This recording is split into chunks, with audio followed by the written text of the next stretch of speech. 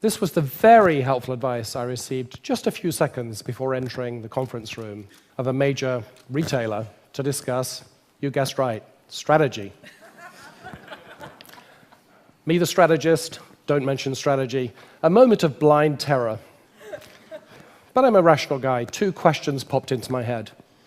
One was, how can I re-script this entire meeting in 2 seconds? That was pretty scary, so I had another thought, which was, what did this guy mean? Maybe I could sort of argue this out. But I have to confess, I sort of knew what he meant. Strategy.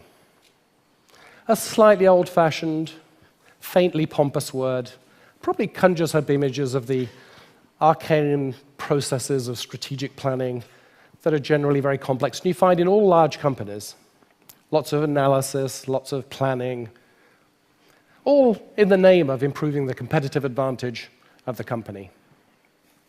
It's this classical concept of strategy which is increasingly being called into question, and not just by our CEO friend.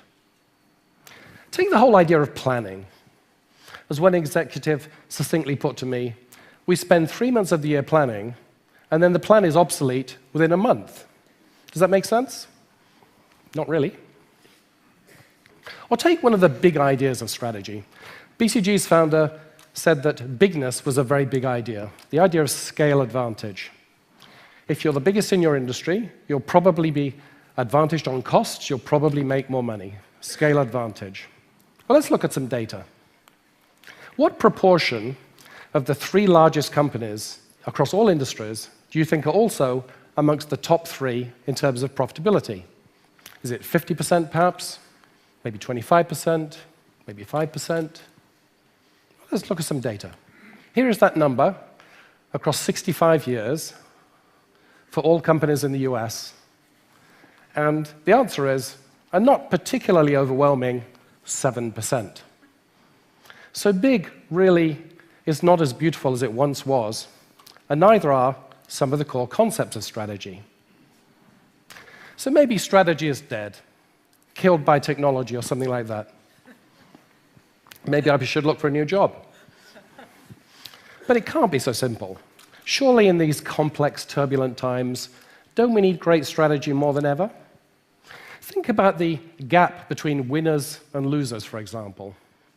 Let's look at the top 25% of profitable companies and the bottom 25% in profitability of all companies in the US across the same 65-year period. And let's see what happens. Crocodile jaws. Winners are winning bigger, and losers are losing bigger, and the gap is getting wider. We need to make the right choices and have great strategies more than ever. And furthermore, just consider how long it takes to go from being on the green line, a winner, to being on the white line, a loser. If you reach into your pockets, I'm sure you're all carrying a smartphone, and it probably isn't a Nokia phone because they don't make smartphones anymore. They were supplanted by Apple, a company that had never made a smartphone before. They supplanted a 60% market share leader in a highly technology-intensive business with high fixed costs, high returns to scale, high regulation, and fully global and very complex, and in less than 5 years. And this is, of course, just one of many examples I could give. So what's going on here? How can strategy be both more important than ever and increasingly questioned? It really does seem like strategy itself needs a strategy of some sort. Let's try and make sense of that. Let's strip strategy of all its complexity and nuance and just, what is it? Well, it's basically getting a job done. It's a tool. And the job is winning competitively in a particular situation. And we can capture those particular situations, I think, with just 3 very simple questions. Can we predict it, and can we plan it? Can we shape it, and can we survive it? Now, there are all sorts of changes that we've talked about that are going on in business across the last 10, 20, 30 years. Technology, globalization, social feedback loops. But I think strategically, the most important change is that business has been stretched by the forces of change across more of this space. So we still have very predictable businesses, ones where technology change isn't so fast, where strong brands protect against change. And we have very unpredictable businesses.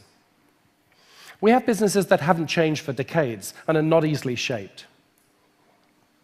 We have ones that have just been brought into being and therefore are infinitely shapeable. We have high-growth hit technology businesses that have very favorable conditions, and we have declining businesses in declining markets meeting very harsh conditions. So the question is, what approach to winning would apply across this huge diversity of environments? What's the approach to strategy that maximizes your chance of winning given this incredible diversity? Well, it doesn't exist. This sweater is not here. There is no one size which fits all. The approach to strategy has to match the situation. This shouldn't surprise us. In fact, mathematicians have actually logically proven that there can be no universal approach to strategy across all problem sets. It really just depends upon the problem. So let's rethink that question of how to win in different environments and get a feel for what's the best approach to strategy in 5 very different types of environment. Let's go back to this space. First, let's start with the familiar classical environment. We can predict strong brands, limited technology change, perhaps higher regulation. So we can plan. We can analyze and plan and execute in the classical manner, and that's just fine if you're in branded household products or confectionery or a host of other industries. But what if you're in a turbulent technology industry where it's virtually impossible to forecast and you're in an adaptive environment? Well, we can't plan, so we shouldn't try. It's a waste of time.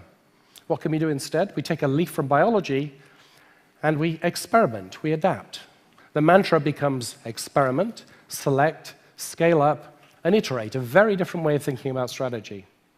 Think about the environment of the entrepreneur.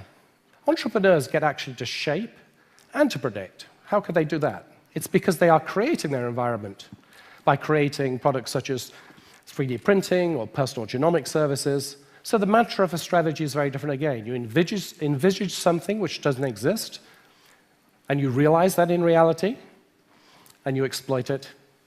A very different way of thinking about strategy. Think about the exotic environment of the shaping environment. Here we have the ability to influence, but not the ability to predict. How could that be? That's because an ecosystem of many companies are collectively reshaping an industry. Think about, for example, the digital commerce businesses of Alibaba or the software or hardware ecosystems of Apple. Here we see an ecosystem at work. And the thinking is much more about influencing, collaborating, orchestrating, and co-evolving than about necessarily only competing. Then the penalty box, the renewal environment. If a company is talking about transformation or something of this sort, then basically it's gotten out of step with this environment and it faces very harsh conditions. And the objective here is not competitive advantage, it is mere survival. And the mantra is different again. This is about focusing activities, freeing up resources, and then transiting to another approach to strategy.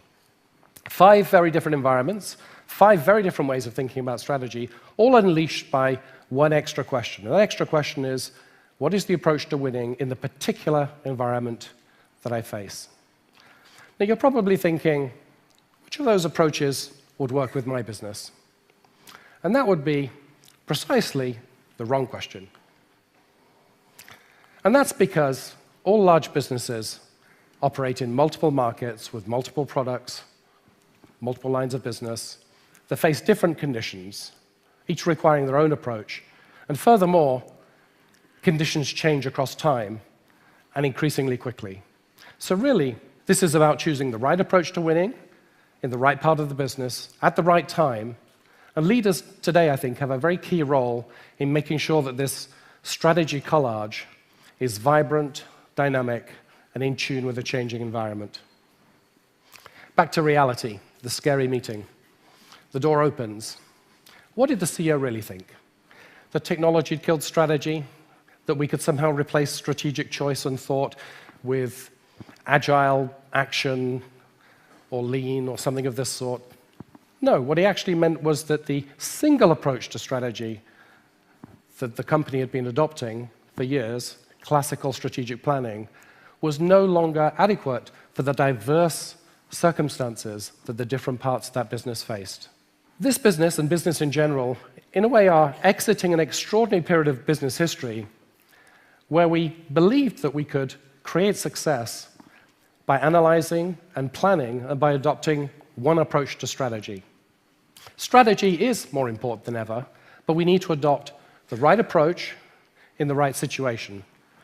We need to apply the whole palette of human ingenuity to the science of winning. Thank you.